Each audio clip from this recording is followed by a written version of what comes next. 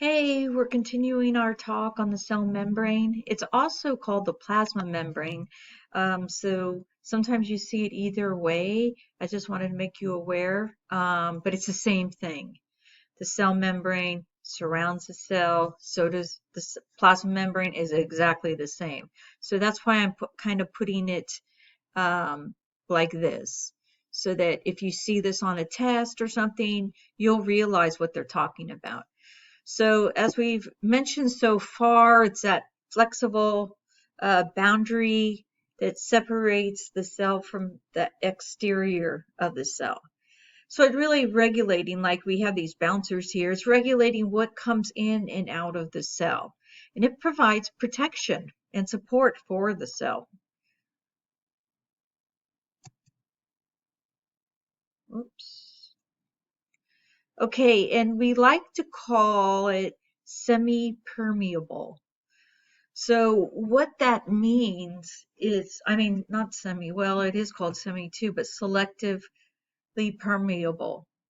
So some molecules are allowed to pass through that membrane at any time. It's like no problem, in and out. Like it's your house, right? So in your home, you can go in and out.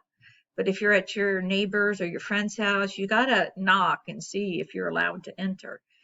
Okay, and then other molecules are only allowed to enter at certain times or in limited amounts, right? So that's probably going to your friend's house. They're like, okay, I've had enough of you, or you can come here between 5 and 10 or whatever, right? So it's allowing them to come at certain times. And some molecules are just never allowed. Like the bouncer doesn't allow certain people into the club. The cell membrane doesn't either. So it's selective on who or what molecules come through it. So let me move this. So the structure of the cell membrane is very important. So it's made up of, and we kind of touched on this, the phospholipid bilayer. So earlier we were talking about the balls and the tails. And we're going to break that down now and figure out what exactly is that and what is all included in this membrane. So we can see the circle, which is the head, is the phosphate, and the tails here are fatty acids. So you can see it here in this image here. So here's a close-up, all right? So this is the whole thing is a phospholipid. Okay, so we have different parts of it though, like what makes a phospholipid. So here we have the head here, right? And it's called the head sometimes, and it's made up, it's a phosphate. So the head is a phosphate. That's where we get phospho here, because it's a phosphate. Okay, and then it's hydrophilic. So we've kind of gone over this a little bit, and hydro means water. So we have water here, hydro, like hydroplaning, right? That's when your car is sliding on water in a rainstorm and you might twist out or, wipe out or something. And then philic here means love. So this is a water lover. So this phosphate here loves the water. It's very happy to be amongst the water. And yeah. So then we have these guys down here, and this is called the tail. And the tail is made out of fatty acid. So when you see the word phospholipid, we see that phospho is part of phosphate, right? So that tells us about the head of the phospholipid. And the fatty acid is a lipid. And lipids are fats. We haven't gone over it all that much, but a lipid is a fat. And we have a lot of important fat cells in our body that we really, really need, and molecules, not so much cells, but molecules. So that's where we get fatty acid is a lipid, right? So lipids are fats. So this tail here is made up of fatty acids or lipids.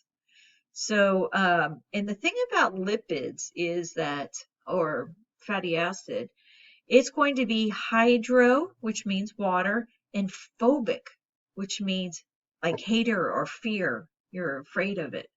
So if you ever thought about, I'm going to make a pot of pasta or something, and I boil my water and I might put some olive oil in it, right?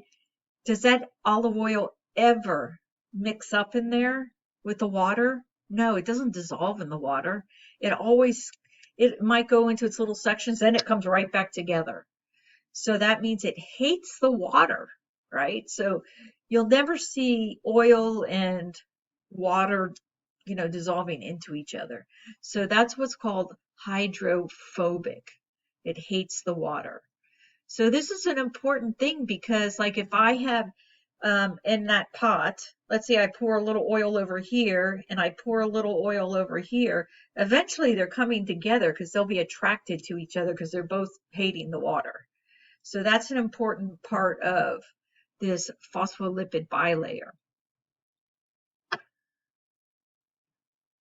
And now we have some other things that are in our cell membrane. So you can see we have all of our phosphate lipids here, and together all these guys with the phospholipids, you can see how they're back to back, and that makes a bilayer. And the reason why they're like that, right? So the tails are attracted to each other because they're fats and they don't want to be near the water. It's like the oil in the water that actually ends up grouping together.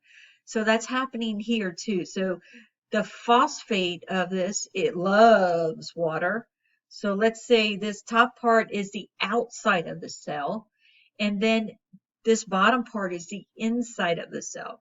So there's water in our cells, right? So it's the phosphates that are pointing there because it loves the water. But these guys cling together because they're oil or fatty acid, lipids, and they don't want to be near water. So they gang up together like, we're not going anywhere. Okay.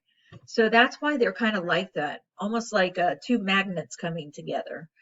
And then we have what are called proteins, and there are different types of proteins. And we're going to go in depth, I guess, in a little while, but this is just basic stuff. So this one is a protein. All of these green things going through the membrane are proteins.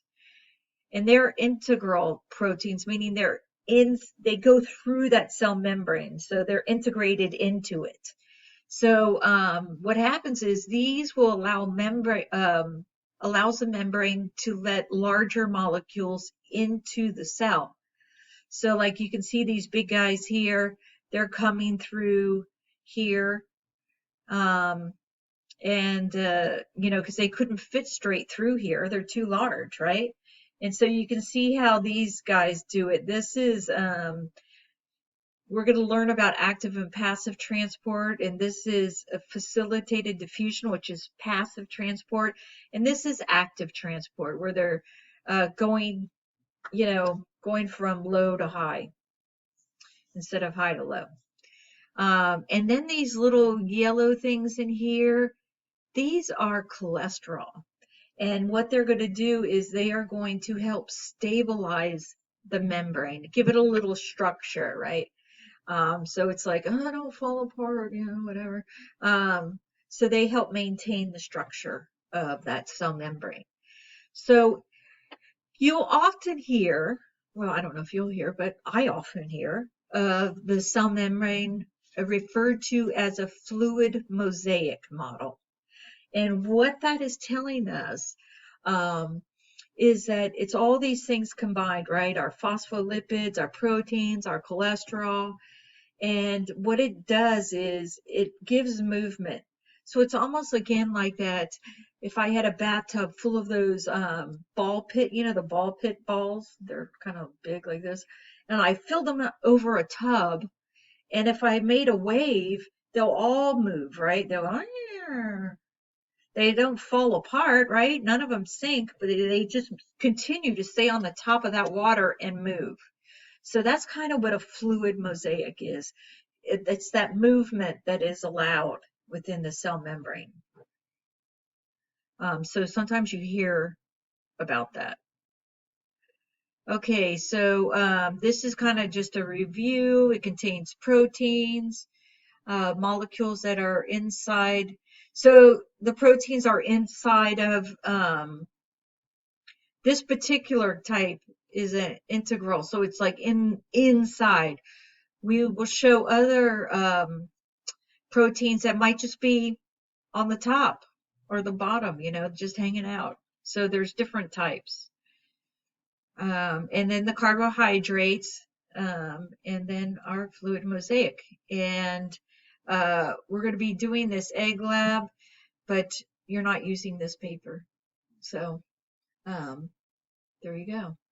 So that's kind of our more detailed look at the cell membrane and its parts. All right, thanks.